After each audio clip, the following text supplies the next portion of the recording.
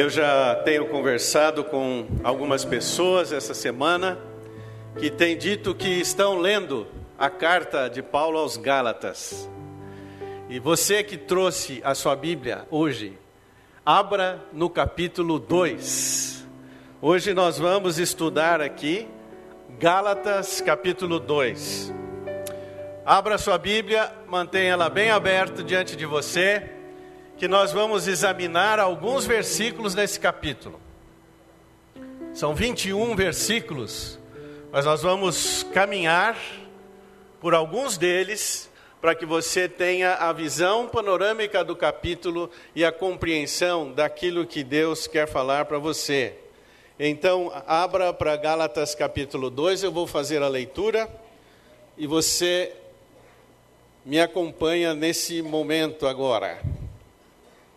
Gálatas capítulo 2, eu vou ler do versículo 11 até o versículo 21.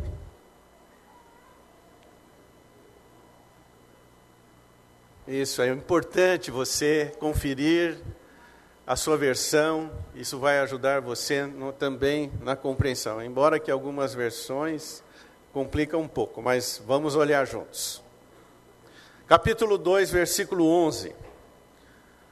Quando, porém, Cefas, esse é o Pedrão, esse é o Pedro, aquele camarada pronto para falar, para reagir, ele que está em cena aqui nesse capítulo. Quando Cefas veio a Antioquia, Paulo está dizendo, resisti-lhe face a face. Então aqui vocês já podem sentir o clima. Havia uma confrontação bíblica, se a gente pode dizer teológica, apostolar, entre Pedro e Paulo. E nós vamos acompanhar isso aqui. Paulo resistiu a Pedro porque se tornara repreensível. É importante nós entendermos o que Pedro estava fazendo na sequência aqui. Com efeito, antes de chegarem alguns da parte de Tiago, comia com os gentios. Quando, porém, chegaram, afastou-se e por fim veio apartar-se, temendo os da circuncisão. E também os demais judeus dissimularam com ele, a ponto de o próprio Barnabé ter se deixado levar pela dissimulação. Quando, porém, vi que não procediam corretamente, segundo a verdade do Evangelho, meus irmãos, vocês que estão nos acompanhando, esses domingos, em série, em sequência, nós temos procurado apresentar o verdadeiro Evangelho. E é importantíssimo que você examine essa confrontação de Paulo, porque havia uma tendência de sair do verdadeiro Evangelho. Disse a Cefas na presença de todos, Paulo, sendo tu judeu, vives como gentio e não como judeu, por que obrigas os gentios a viverem como judeus? Nós, judeus, por natureza e não pecadores dentre os gentios, sabendo contudo que o homem não é justificado por obras da lei, e sim mediante a fé em Jesus Cristo. Também temos crido em Cristo Jesus para que fôssemos justificados pela fé em Cristo e não por obras da lei, pois por obras da lei ninguém será justificado. Mas se procurando ser justificados em Cristo, fomos nós mesmos também achados pecadores, dar-se-á o caso de ser Cristo ministro do pecado? Certo que não. Mas, porque se torno a edificar aquilo que destruí, a mim mesmo me constituo transgressor, Porque eu, mediante a própria lei, morri para a lei, a fim de viver para Deus. Estou crucificado com Cristo, logo, já não sou eu quem vive, mas Cristo vive em mim, e esse viver que agora tenho na carne, vivo pela fé no Filho de Deus, que me amou e a si mesmo se entregou por mim. Não anulo a graça de Deus, pois se a justiça é mediante a lei, segue-se que morreu Cristo em vão. A minha oração nesta noite é que todos nós que estamos aqui, nós que já temos estudado dominicalmente, você que nos acompanha à distância, talvez não pode estar aqui hoje, mas está aí com a Bíblia aberta, é que você experimente este esclarecimento que vem do alto, que é obra do Espírito de Deus, revelado pela palavra de Deus, que é a compreensão do verdadeiro Evangelho. Quando nós contemplamos o verdadeiro Evangelho, olha, não tem idade, não tem problema, não tem circunstância ou situação, você tem uma experiência sobrenatural com Deus. Ele toca na sua vida, revela aquilo que estava encoberto, e você passa a ter uma nova vida em Jesus, ao conhecer o verdadeiro Evangelho. Essa é a minha oração, que Deus faça isso. Eu peço que você ore em silêncio uns instantes, refletindo, pedindo a Deus que fale com você nesse momento.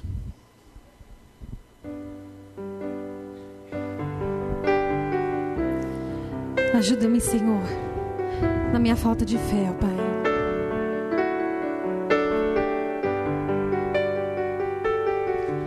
Cada vez que a minha fé é provada, Tu me das a chance de crescer um pouco mais. As montanhas e vales, desertos e mares que atravesso me levam pra perto de Ti. Minhas provações não são maiores que o meu Deus e não vão me impedir de caminhar. Se diante de mim não se abrir o mar, Deus vai me fazer andar por sobre as águas, rompendo em fé. Minha vida se revestirá do Teu poder, rompendo em fé.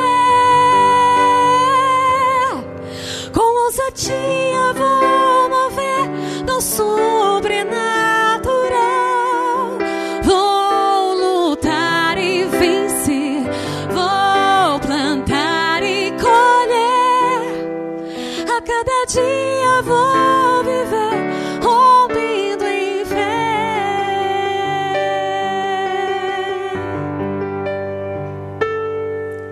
Cada vez que a minha fé é provada,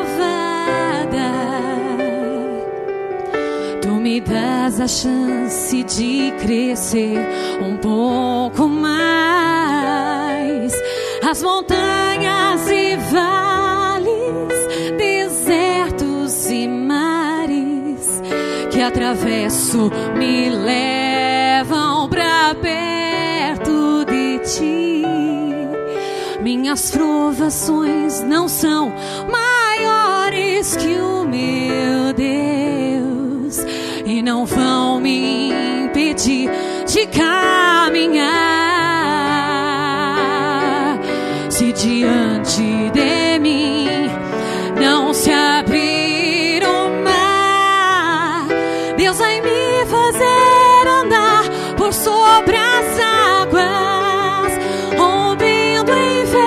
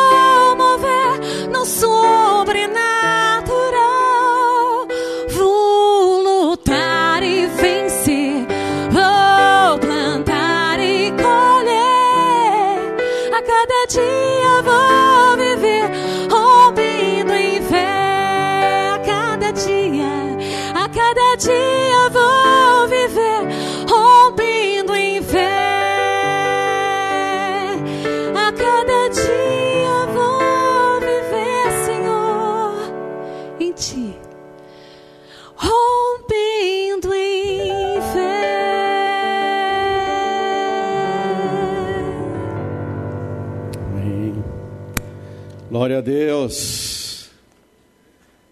Que expectativa. Expectativa de que, de fato, o Evangelho sendo revelado a cada um de nós, a vida, a sua e a minha vida, possa ganhar uma nova dimensão. Quanto mais eu conheço o verdadeiro Evangelho, mais eu vou viver o sobrenatural de Deus, crendo, o andar pela fé. Nós temos estudado já no domingo anterior a fé e o Evangelho. Átila esteve apresentando o estudo, a mensagem, primeira mensagem no capítulo 1, na carta aos Gálatas, a verdadeira vida vitoriosa. A vida vitoriosa é sustentada pelo verdadeiro Evangelho. Hoje, no capítulo 2, nós vamos estudar fé e justificação. Nós vamos mergulhar um pouco no Evangelho, olhar o Evangelho por dentro, para que não haja dúvida. Nós temos tido o cuidado nas classes da escola bíblica, sempre de passar com as pessoas o verdadeiro Evangelho, para que não estejamos na igreja com todos os seus hábitos, práticas, tradições, mas desconhecendo o verdadeiro Evangelho. Então, hoje, nós vamos olhar com todo cuidado a justificação, a fé e a justificação que esse Evangelho apresenta. A justificação pela fé em Cristo Jesus produz libertação. Nós éramos escravos antes de conhecer o Evangelho de Jesus. E quando nós experimentamos e cremos nessa justificação, nós ganhamos libertação. E a minha oração é que hoje haja libertação.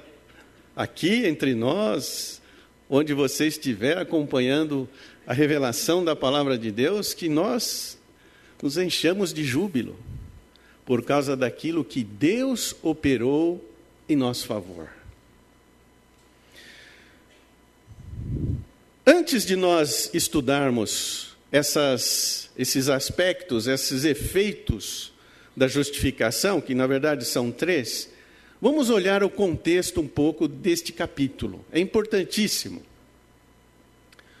Paulo estava pregando esse evangelho de Jesus, o evangelho da graça aos gentios. Olha o que diz o versículo 1 do capítulo 2, o seu capítulo, olha aí na Bíblia, na sua Bíblia, o capítulo 2. 14 anos depois, Paulo, dizendo, subi outra vez a Jerusalém com Barnabé, levando também a Tito. Por que ele estava indo a Jerusalém? Veja só. A igreja se estabeleceu a partir de Jerusalém. O evangelho foi revelado em Jerusalém, morte e ressurreição de Jesus Cristo. Subi em obediência a uma revelação e lhes expus o evangelho que prego entre os gentios, que é o evangelho da graça, que não há justificação pelas obras da lei, pela obediência à lei. Mas, em particular, os que pareciam de maior influência. Paulo se refere aos apóstolos, aqueles que estavam à frente, que sustentavam toda a doutrina, para que de algum modo não correr ou ter corrido em vão. E isto por causa dos falsos irmãos. O que estava acontecendo? Não diferente dos dias de hoje. O homem, o falso mestre, o falso pregador, estava deturpando o evangelho. Isso estava infiltrado na igreja da Galácia, nas igrejas da Galácia. Então Paulo, sabendo disso, informado disso, alguns irmãos estavam infiltrados. Quem eram esses irmãos? Judeus convertidos, que vinham do judaísmo. Eles se entremeteram, se infiltraram com o fim de espreitar a nossa liberdade. A liberdade só está em Cristo. Essa liberdade estava sendo ameaçada por um falso ensino e trazer de novo os cristãos à escravidão. Porque o Evangelho tirou as pessoas da escravidão, o verdadeiro Evangelho tirou. E o falso ensino estava novamente trazendo essas pessoas para a escravidão. Nós vamos entender o que é essa escravidão, para falarmos em liberdade. Quando, porém, olha o Pedro aqui, o Cefas. Quando o Cefas veio a Antioquia, resisti-lhe face a face, porque se tornara repreensível. Qual era a repreensão? Olha o nível de escravidão que estava sendo disseminado entre os cristãos, os novos cristãos, judeus convertidos e gentios convertidos. Olha a situação, veja, a primeira tentativa de trazer os cristãos para a escravidão não estava ligado à doutrina, ao comportamento. Nós, muitas vezes, nos tornamos escravos no nosso comportamento do falso ensino. Veja o que aconteceu claramente aqui. O capítulo 12 da sua Bíblia mostra 3 grupos distintos. Olha só. Antes de chegarem alguns da parte de Tiago, convertido, um apóstolo, judeu, cristão, veio para Antioquia. Ele veio acompanhado com alguns judeus cristãos convertidos. O que aconteceu? Comia com os gentios. Quem? Pedro. Comia com os gentios. Quando, porém, chegaram os judeus com Tiago, convertidos, judeus cristãos, afastou-se a fim de apartar-se, temendo, olha o terceiro grupo aqui, os da circuncisão, judeus não convertidos, brigavam pela lei. A lei é que vai justificar você. Você tem que cumprir a lei. Este era o ensino. Você pode crer em Jesus, mas também você precisa cumprir a lei. Mas também você precisa fazer alguma coisa. Mas olha só o que acontece aqui. Em Antioquia haviam judeus cristãos, judeus convertidos e gentios convertidos. Mas o Paulo não aguentou. Chamou Pedro de lado, veja o que ele fala. E ele ficou enfurecido. Porque não só Pedro, mas olha também, os demais judeus convertidos, dissimularam com ele. Essa palavrinha dissimular é dura. Ocultaram, disfarçaram, mentiram. Se tornaram hipócritas. A ponto de o próprio Barnabé ter se deixado levar pela dissimulação deles. Olha o que Pedro estava causando naquele momento. E a igreja vivia momentos de extrema perseguição. Os judeus da circuncisão estavam perseguindo os cristãos, os judeus que se convertiam.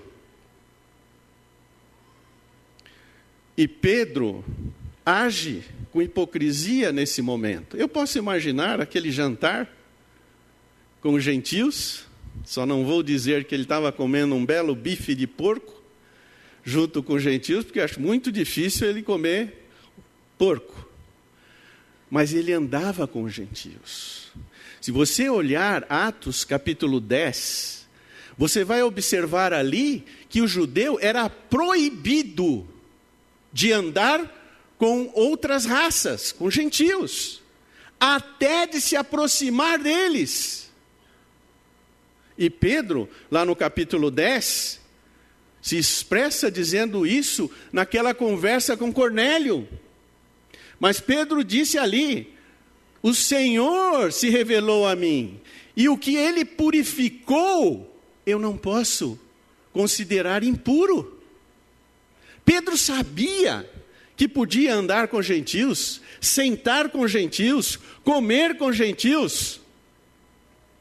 Aí Paulo foi muito duro, porque vocês sabem o que ele diz: como sendo tu, judeu, andando como gentil, obrigas os gentios a andarem como judeus. Que coisa dura. E Paulo confronta, e Pedro ouve. E o que estava acontecendo? Os outros estavam acompanhando o falso ensino lá nas igrejas da Galácia, deixando os judeus, considerando os gentios segunda categoria, não comendo e não andando com os judeus. E isto tinha a ver com desvio da crença do verdadeiro evangelho. Porque o verdadeiro evangelho alcançou judeus e gentios. Não há mais distinção, a Bíblia diz, entre o judeu e o gentio. E todos estão unidos agora num só grupo, redimidos pelo sangue de Jesus e salvos, tirados dessa escravidão. Agora, o primeiro aspecto da libertação tem a ver com a libertação da religião exterior. E quando eu digo a religião exterior, tem a ver com o código de regras, leis, costumes, hábitos e tradições. Eu não sei como era lá na Argentina. Eu sei que vocês gostam de futebol tanto quanto nós brasileiros. Mas olha, eu tinha 16 anos, lembro como se fosse hoje. Eu não podia comprar pão na padaria aos domingos. Isso era considerado pecado e desagrado a Deus. Se fosse só o problema do pão, mamãe dizia: você vai no sábado, para não precisar ir no domingo. Eu resolvia. Mas tinha um grave problema. Eu gostava de jogar futebol. E o jogo mais gostoso era no domingo. Aí não, Renato, você não vai jogar futebol domingo porque é o dia do Senhor. Não é possível. Eu vou perguntar para o pastor. Não, desrespeito. Não vai perguntar. Gente, isso é massa de manobra. Povo que não pensa, não questiona e não pergunta, é escravo. É escravo. Eu estava me sentindo escravo. Mas eu fui perguntar. E aí a resposta que veio é o dia do Senhor. Eu falei: não, mas espera aí, por que é o dia do Senhor? Me mostra na Bíblia. E eu continuei a perguntar. Mas eu fui conhecer o real significado do dia do Senhor quando um missionário começou a estudar a Bíblia comigo, mostrando que o dia do Senhor é o dia da vingança, é o dia da volta de Jesus, quando Ele vai julgar todas as coisas. Que todos os dias são para o Senhor, eu devo viver todos eles, adorar ao Senhor. E nessa ocasião nasceu Atletas de Cristo, porque quem jogava futebol era marginal, era bandido. Eu não sei no tempo de alguns de vocês aqui. Quem jogava futebol era má influência. E aí o Evangelho entrou no meio dos atletas. Louvado seja Deus pelos atletas de Jesus, de Cristo. E eles começaram a evangelizar os jogadores, os esportistas. Eu não estou com isso dizendo que eu devo deixar os meus compromissos assumidos na igreja para me deleitar naquilo que eu gosto, que eu faço. Se eu tenho compromisso assumido com o Senhor, é aqui que eu devo estar. Mas se eu não tenho compromisso assumido, eu vou almoçar na casa do Isaías, e aí nós vamos fazer um Cooper em volta lá da região. Não tem problema nenhum. Depois a gente vem para cá. Ah, não, ele diz, tem uma reunião com o pessoal da recepção. Ferreira marcou uma reunião às 4h, na hora do Corinthians. E é aqui que nós vamos estar, porque compromisso assumido. Nós somos livres. Nós não somos mais escravos de regras, de leis, de tradições. E exatamente isto que Paulo estava falando. O Evangelho libertou vocês de práticas, usos e costumes. Louvar ao Senhor no domingo é ultra favorável. Porque a maioria das pessoas não trabalham. Podem vir, ficar à vontade, estudar a Bíblia, voltar, almoçar, voltar de novo para a igreja, louvar e adorar ao Senhor. Liberdade, dia favorável. Mas o Senhor está conosco e nós com Ele todos os dias. O verdadeiro Evangelho, gente, nos liberta de hábitos. Olha, essa eu não posso deixar de falar. Agora com 62 anos eu posso revelar toda a minha frustração de jovem.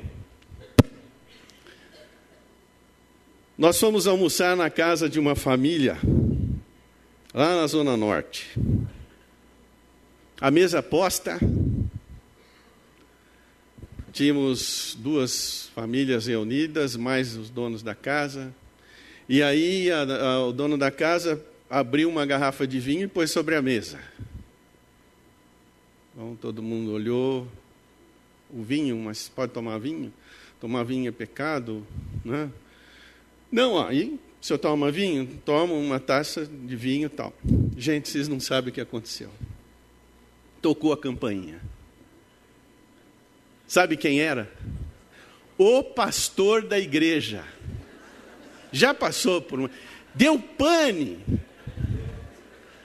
A dona da casa não sabia o que fazer. Pega a garrafa e esconde lá embaixo da pia. Foi isso mesmo que aconteceu. Escravidão nos costumes. A Bíblia exorta e ela diz frontalmente contra a embriaguez. O vinho, ele é perigoso. Se você estudar a Bíblia, ele vai advertir. Mas o ensino é moderação. E se há evidências na vida de alguém de problemas com o álcool, é para se abster. E o que toma tem que ser cuidadoso com o que não toma. Mas não escravo, meus irmãos. Nós fomos libertos por Jesus. A nossa vida é fantástica com Jesus. Vale a pena viver, não estamos debaixo de jugo, não estamos mais acorrentados por hábitos, por costumes, por leis, seja o que for.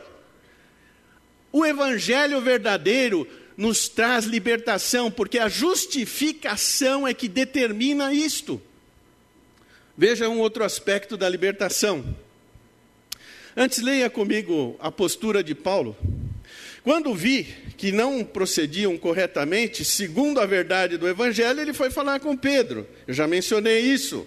Como sendo tu judeu, vives como gentio e não como judeu. Porque obrigas os gentios a viver como judeus. Incoerência, hipocrisia, escravidão. Pois todos vós sois filhos de Deus mediante a fé em Cristo Jesus. Por isso que nós vamos romper essa vida atribulada, complicada, intransponível pela fé no verdadeiro Evangelho. Todos que fostes batizados em Cristo, vós vos revestistes dele. Dessarte desta forma não pode haver judeu, nem grego, escravo, nem liberto, nem homem, nem mulher, porque todos vós sois um em Cristo Jesus. Gente, somos livres pela fé em Jesus Cristo. Porque a justificação da... eu sei que você está pensando aí. Hoje eu acabei de sair de uma fornicação. Adulterei. Estou vivendo em pecado. Menti. E agora, como que eu chego diante de Deus? O meu caso não tem a ver com conduta, porque eu não respeito conduta nenhuma. Para mim, eu entendi que o Evangelho é que liberta, é o verdadeiro Evangelho. Mas, acompanhe comigo, a libertação da maldição da lei. Nós podemos estar debaixo de maldição, se não conhecermos o verdadeiro Evangelho, gente. Alguém aqui se acha não pecador? Não levanta a mão, por favor, senão vai cair esse telhado aqui. Gente, alguém deixou hoje de ficar irado no seu coração?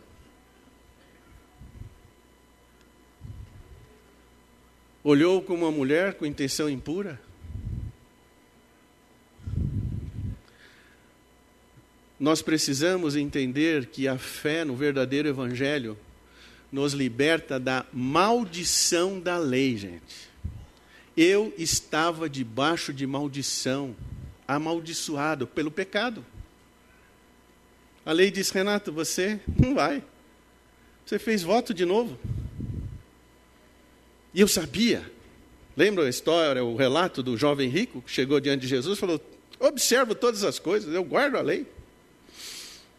Quantas vezes eu fui para casa, ajoelhei na minha cama, dizendo: eu vou respeitar e honrar a minha mãe. Porque o pai eu tinha perdido aos 4 anos de idade. Eu era um rebelde. E não tinha nenhuma chance. O que alguém falou hoje sobre romper o joelho ou gastar o joelho. O que gastaram o joelho por mim, vocês não imaginam. Não imaginam. E eu dizia: vou honrar e vou obedecer a minha mãe. Eu voltava para casa tarde à noite. Era uma faísquinha suficiente para eu destratar, brigar com ela, bater a porta, virar as costas, sair e escravo. Porque eu não conseguia obedecer e honrar os meus pais. Quantas vezes eu disse: eu não vou mentir? Não sei, perdi a conta. Mas eu mentia. E a lei dizia: Renato, você está condenado a ser pecador. A justificação que vem do verdadeiro Evangelho diz: Renato, você precisa entender qual é a função da lei. Olhe comigo o texto, você está aí com a sua Bíblia aberta? Sabendo, contudo, que o homem não é justificado por obras da lei, e sim mediante a fé em Cristo Jesus. Essas obras aqui, gente, não tem a ver com a caridade que você faz quando você ajuda alguém na rua, quando você vai visitar uma viúva, vai visitar um órfão. Isso aqui é a prática resultante da obediência à lei. As obras que a lei produz na sua vida. Ninguém é justificado pelo produto da lei na sua vida, porque nós não conseguimos cumprir a lei. Também temos crido em Cristo Jesus, para que fôssemos justificados pela fé em Cristo. Não por obras da lei, mas por obras da lei ninguém será justificado. Olha o que diz Romanos, explicando e abrindo um pouco mais esse conceito. Sabemos que tudo o que a lei diz, aos que vivem na lei, diz, para se cale toda a boca e todo mundo seja culpável perante Deus. A lei diz: Renato, você está culpado perante Deus. Ele não vai te aceitar por máximo esforço que você faça, porque a lei, os 10 mandamentos, eles não têm esse propósito de justificar. O propósito é mostrar, Renato, quem você é, o erro que você tem, a fragilidade da sua vida. Ninguém será justificado diante dele por obras da lei, em razão de que pela lei vem o pleno conhecimento do pecado. Nós somos libertos da religiosidade exterior. E nós temos que fazer um autoexame, se estamos vivendo ainda escravos. E é claro que você não vai tirar todas as suas dúvidas em 30, 40 minutos. Você vai continuar estudando e examinando o Evangelho que nós estamos crendo. A lei tem uma função muito específica: mostrar quem eu sou.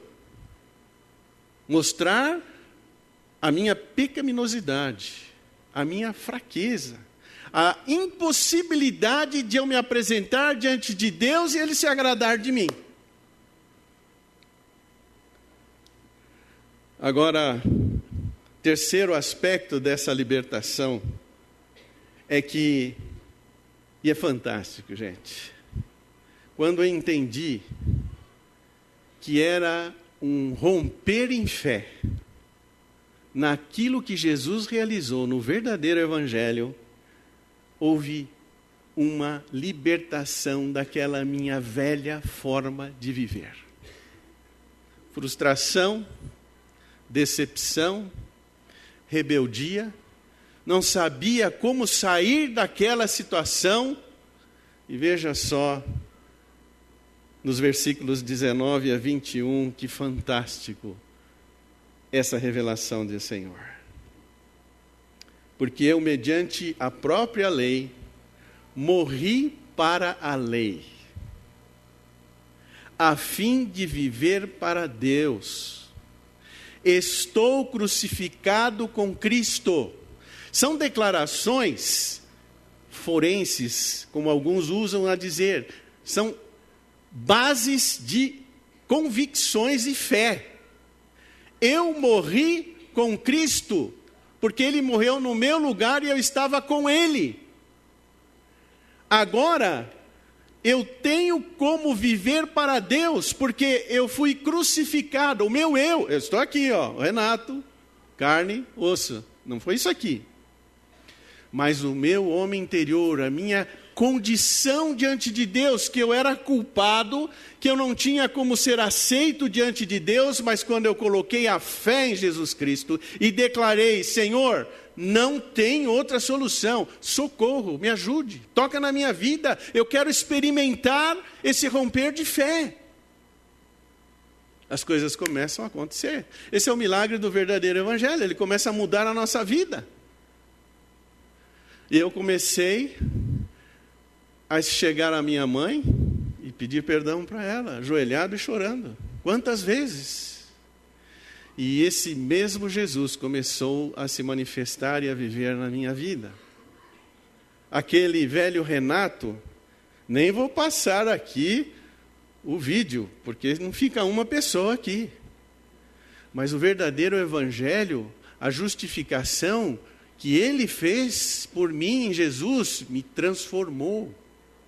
A transformação não vem pelo esforço do homem, mas pela uma ação de Cristo em nós. Olha só o que Paulo completa na sequência. Logo, já não sou eu quem vive, mas Cristo vive em mim.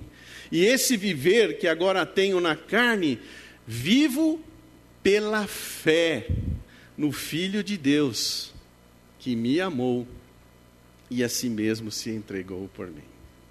Moço, Deus te ama. Não sei qual é a sua situação. Senhor, senhora, casados em 1000 problemas. Eu quero dizer e afirmar aqui, Deus te ama. E Ele teve a providência para te libertar, para te trazer para uma nova vida.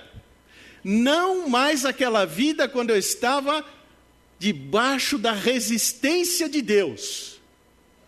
Mas quando eu rompo em fé, saio da escuridão e começo a contemplar as maravilhas de Deus, eu vou experimentar esta vida, a manifestação preciosa desse amor de Deus e pelo fato de Ele ter se entregado por mim. Vocês conhecem esse versículo. Se alguém está em Cristo, é nova criatura. As coisas antigas se passaram, já foram. Eis que se fizeram novas. Irmãos, nós somos libertos quando nós nos deparamos com o verdadeiro Evangelho. O verdadeiro Evangelho nos liberta, nos traz uma nova experiência de vida. Não estamos mais escravos de hábitos, práticas religiosas, a religiosidade externa. A lei, não mais olhamos para a lei como a tentativa de nos justificarmos diante de Deus, mas olhamos para a lei e caímos, como Jesus falou no Sermão do Monte, diante da nossa miserabilidade. Senhor, tem misericórdia, transforma, muda a minha vida. Eu quero andar crendo em Jesus, como Paulo afirmou. O andar e o viver com Jesus vai me levar a uma experiência nova, sobrenatural e com a provisão desse Deus. A minha oração hoje é que haja revelação específica ao seu coração. Que de fato nós possamos experimentar libertação. Eu não sei o que pode estar te escravizando. Nem a ninguém aqui. Eu sei o que pode estar escravizando na minha vida, porque Deus mostra. E quando eu percebo isso, eu tenho que cair diante de Deus e falar: Senhor, miserável homem que sou, traz vida, e eu quero andar rompendo em fé na pessoa de Jesus Cristo. Isso pode fazer de você uma nova pessoa, aqui, hoje, saindo daqui, vivendo lá na sua empresa, na sua faculdade, no seu colégio, no seu relacionamento em casa, na sua vida espiritual. Quando o verdadeiro Evangelho é revelado a você, ele traz vitória, libertação e uma vida que vale a pena viver. O Evangelho não escraviza. A vida com Jesus não é frustrante. Ela é fantástica e maravilhosa. E moço, você que é jovem, eu já cheguei nos 62, mas não perca tempo. Não perca tempo. Comece a andar por fé em Jesus, firmado nesse Evangelho, que Deus manifesta o amor por você e o faz uma nova criatura, uma nova pessoa, e você pode ser um vencedor e ter uma vida cristã vitoriosa por causa dele, daquilo que ele faz. Vamos inclinar nossas cabeças agora em oração. Nós vamos terminar cantando, mas eu quero dar a oportunidade para você. Eu não sei como você tem se sentido, mas no silêncio do seu coração aí, fale com Deus. Se o Espírito lhe mostra que há sim algum aspecto de escravidão ou de tentativa de torná-lo escravo em alguma coisa, ou por um ensino equivocado, por uma influência nociva, fale com Deus e peça que Ele te esclareça, te traga a experiência da liberdade em Cristo. Agora você não está mais debaixo de culpa. Agora você não precisa mais ser hipócrita. Você vai viver o Evangelho tal como ele é e com todas as perspectivas do andar com Jesus. Você não precisa ter duas caras, duas maneiras de viver. E é o Evangelho que vai torná-lo um vitorioso, alguém que anda com esse Jesus livre, em paz, experimentando uma vida que vale a pena viver. Ó Deus, só o Senhor pode tocar no nosso íntimo, no nosso interior. E eu quero, ó Deus, te suplicar que através desta série de estudos na Carta aos Gálatas sobre o verdadeiro Evangelho, nós possamos de fato, ó Deus, experimentar transformações, que os nossos rostos, ó Deus, se encham de júbilo e de alegria, que nós sejamos cristãos felizes, alegres, cheios de paz, porque temos rompido em fé, andado na dependência do Senhor, experimentado aquilo que o Senhor opera na nossa vida, a transformação que vem do Senhor. Ó Deus, continua fazendo esse grande milagre no nosso meio, de nos transformar segundo o verdadeiro Evangelho. Que a liberdade em Jesus seja celebrada nesse momento. Em nome dele que eu oro. Amém.